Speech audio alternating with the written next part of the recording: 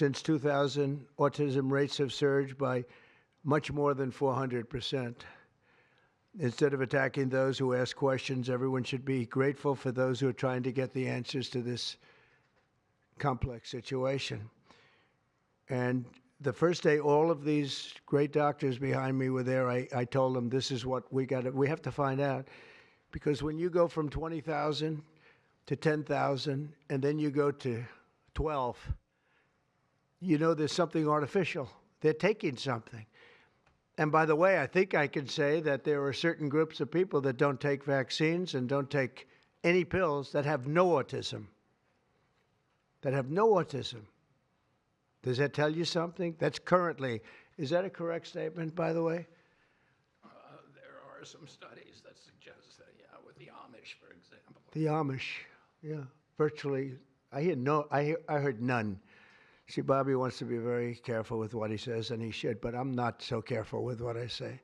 But you have certain groups. The Amish, as an example, they have essentially no autism. First, effective immediately, the FDA will be notifying physicians that the use of well, let's see how we say that. Acetaminophen. Acetaminophen. Is that okay?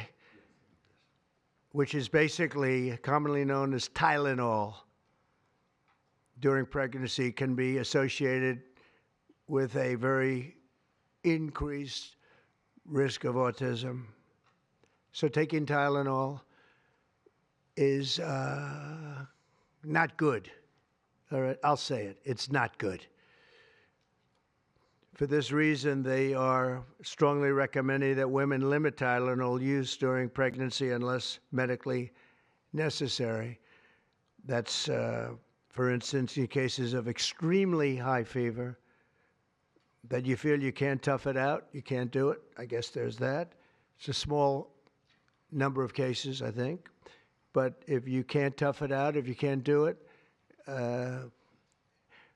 that's what you're going to have to do. You'll take a Tylenol, but it'll be very sparingly. It can be something that's very dangerous to the woman's health. In other words, a fever that's very, very dangerous, and ideally a doctor's decision, because I think you shouldn't take it. And you shouldn't take it during the entire pregnancy. They may tell you that toward the end of the pregnancy, you shouldn't take it during the entire. And you shouldn't give the child a Tylenol every time he's born and he goes and has a shot. You shouldn't give a Tylenol to that child. All pregnant women should talk to their doctors for more information about limiting the use of this medication while pregnant. So ideally, you don't take it at all, but if you can't tough it out, if there's a problem, you're going to end up doing it. The other thing that I can tell you that I'll say that they will maybe say at a little bit later date, but I think when you go for the shot, you do it over a 5-time period. Take it over 5 times or 4 times, but you take it in smaller doses and you spread it out over a period of years. And they pump so much stuff into those beautiful little babies. It's a disgrace. I don't see it. I think it's very bad. They're pumping, it looks like they're pumping into a horse. You have a little child, little fragile child, and you get a vat of 80 different vaccines, I guess, 80 different blends, and they pump it in.